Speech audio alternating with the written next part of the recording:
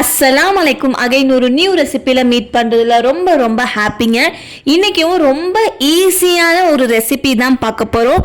Road கடைகளில் கிடைக்கிற பால் கடம்பா recipe வந்து எப்படி வீட்லேயே ஈஸியாக செய்யலாம்னு தான் பார்க்க போகிறோம். இப்போ டிலே பண்ண வேண்டாம், வாங்க நம்ம வீடியோக்குள்ளே போகலாம். இப்போ ஒரு கடாயில வந்து 1/2 லிட்டர் அளவுக்கு நம்ம நல்லா திக்கான பால் சேர்த்துக்கலாம். நான் வந்து இன்னைக்கு ஆவின் பால் தான் எடுத்திருக்கேன். நீங்க எந்த பால் வேணாலுமே எடுத்துக்கலாம். பட் பால் வந்து பாத்தீங்கன்னா நல்லா திக்கா இருக்கணும். அதே போல பாலில் வந்து நம்ம தண்ணி எதுவுமே வந்து சேர்க்கக்கூடாதுங்க. ஸோ தண்ணி சேர்க்காம பாலை வந்து சேர்த்துக்கோங்க. இப்போ ஸ்டவ்வை மீடியம் ஃப்ளேம்லேயே வச்சுட்டு பால் வந்து ஒரு கொதி வர வரைக்கும் நம்ம வெயிட் பண்ணலாம். பால் ஒரு கொதி வந்ததுமே 1/4 கப் அளவுக்கு பால் பவுடர் சேர்த்துக்குங்க. எனக்கு அந்த ஷார்ட் கட் ஆயிடுச்சு, பட் உங்களுக்கு பார்க்கும்போதே தெரியும் நான் பால் பவுடர் சேர்த்துருக்கேன். ஸோ கரெக்டாக 1/4 கப் அளவுக்கு பால் பவுடரை சேர்த்துட்டு மீடியம் ஃப்ளேம்லேயே வச்சுட்டு ஒரு 3 to 4 மினிட்ஸ் அளவுக்கு அதை நல்லா கலந்து விடுங்க, கைவிடாமல். நமக்கு வந்து லைட்டாக அது திக்காயிட்டு அகைன் வந்து அது பாயில் ஆகிட்டு வரும். ஸோ மீடியம் ஃப்ளேம்லேயே வந்து நல்லா பாயில் ஆகட்டும். பால் வந்து நமக்கு ஓரளவுக்கு ஒரு திக்கான கன்சிஸ்டன்சி கிடச்சிடுச்சு. இந்த டைமில் அகெயின் 1/4 கப் அளவுக்கு சர்க்கரை சேர்த்துக்கோங்க. சர்க்கரையை சேர்த்துட்டு மீடியம் ஃப்ளேம்லேயே வச்சு ஒரு 2 to 3 மினிட்ஸ் அளவுக்கு அதை நம்ம நல்லா கொதிக்க விடணும். ஸோ கை விடாமல் ஒரு 2 to 3 நிமிஷம் அளவுக்கு அதை நல்லா கலந்து விடுங்க. நிஜமாவே சொல்கிறாங்க, டேஸ்ட்டு சூப்பராக இருக்கும். ஸோ மறக்காமல் ட்ரை பண்ணி பாருங்கள். ஸோ சர்க்கரை வந்து நமக்கு நல்லா கரைஞ்சிருச்சு. இப்போது 5 கிராம் அளவுக்கு நான் அகரை வந்து ஒரு 10 to 15 மினிட்ஸ் அளவுக்கு நான் ஊற வச்சு எடுத்திருக்கேன். நம்ம ஊற வச்சு சேர்க்கறதுனால அது சீக்கிரமாகவே வந்து நமக்கு டிசால்வ் ஆகிட ஸ்டார்ட் ஆகிடும்.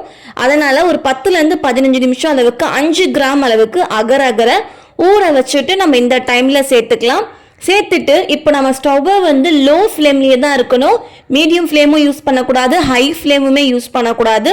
லோ ஃப்ளேம்லேயே வச்சுட்டு ஒரு 2 நிமிஷம் அளவுக்கு இதை நம்ம நல்லா கொதிக்க விட்டுடலாம். ஸோ ஒரு 3 நிமிஷம் கிட்ட ஆயிடுச்சுங்க. ஸோ இப்போ வந்து பார்த்தீங்கன்னா 1/4 ஸ்பூனுக்கும் குறைவாக வந்து ஏலக்காய் பொடி சேர்த்துக்கோங்க. ஜஸ்ட் நமக்கு ஒரு நல்ல ஃப்ளேவர் கொடுக்கும். ஸோ 1/4 ஸ்பூனுக்கும் குறைவாக சேர்த்துட்டு அகெயின் மிக்ஸ் பண்ணிட்டு இப்போ லோ ஃப்ளேம்லேயே வச்சுட்டு ஒரு 8 to 10 நிமிஷம் அளவுக்கு இதை நம்ம நல்லா கொதிக்க விடணும். நமக்கு பால் வந்து பார்த்தீங்கன்னா நல்லா திக்காக சேஞ்ச் ஆகிட்டு வரும். ஸோ 8 to 10 மினிட்ஸ் அளவுக்கு லோ ஃப்ளேம்லேயே வச்சு நம்ம கொதிக்க வச்சு எடுக்கணும். ஸோ இப்போ பாருங்கள் நம்மளோட பால் வந்து எந்த அளவுக்கு திக் கன்சிஸ்டன்சியாக இருக்குன்னு சொல்லிட்டு. ஸோ அவ்வளோதான், சூப்பராக ரெடி ஆயிடுச்சு. நல்லா அகரும் வந்து நமக்கு நல்லா கரைஞ்சிருச்சு. பாலுமே வந்து நல்லா ஒரு திக்கான கன்சிஸ்டன்சிக்கு கிடச்சிருச்சு. இந்த ஸ்டேஜில் வந்து நம்ம ஸ்டவ்வை வந்து ஆஃப் பண்ணிட வேண்டியது தான்.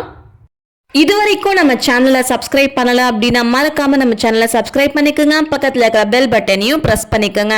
அப்போதான் நான் போடுற வீடியோஸ் எல்லாமே உங்களுக்கு நோட்டிஃபிகேஷனில் காட்டும். அடுத்ததா இது போல ஒரு டின் எடுத்துக்கோங்க. நம்ம கிட்ட டின் இல்லை அப்படின்னாலும் பிரச்சனை இல்லை. Normal steel plates, steel glass, steel cups எது வேணாலுமே எடுத்துக்கலாம். எடுத்துட்டு பட்டர் பேப்பர் இருந்துச்சுன்னா யூஸ் பண்ணுங்க. இல்லை அப்படின்னா இது போல கொஞ்சம் போல நெய்யை விட்டுட்டு எல்லா இடத்துலையுமே வந்து இந்த நெய் ஸ்ப்ரெட் ஆகுற அளவுக்கு நல்லா தேய்ச்சி விட்டுருங்க. கிளாஸ், பிளேட், கப்ஸ் எது வேணாலுமே இருக்கலாம். இது போல் நல்லா ஸ்ப்ரெட் பண்ணி விட்டுட்டு நம்ம ரெடி பண்ணி வச்சுருக்கோம் இல்லையா, ஸோ அந்த பேட்டரை வந்து அப்படியே இதில் வந்து ஊற்றிட வேண்டியது தான்.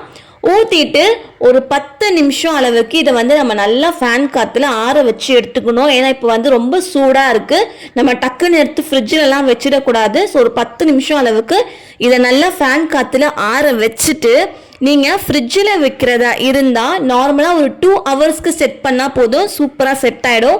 இல்லை நீங்கள் ஃப்ரீசரில் வைக்க போகிறீங்க அப்படின்னா 1 hour செட் பண்ணால் போதும். இல்லை என்கிட்ட ஃப்ரிட்ஜே இல்லை அப்படின்னா நீங்கள் நார்மலாக ரூம் டெம்பரேச்சர்லேயே ஒரு 3 to 4 hours வச்சிங்க அப்படின்னாலே இது சூப்பராக செட் ஆகிடுங்க. ஸோ ஃப்ரிட்ஜ் இருந்தாலும் சரி இல்லைனாலும் சரி இது சூப்பராகவே செட் ஆகிட்டு வந்துடும். ஸோ நான் செட் ஆன பிறகு உங்களுக்கு நான் காட்டுறேன். நான் வந்து ஃப்ரிட்ஜில் தாங்க வச்சுருந்தேன். ஸோ 2 hours கிட்ட நான் வச்சுருந்தேன். சூப்பராகவே செட் ஆகிடுச்சு.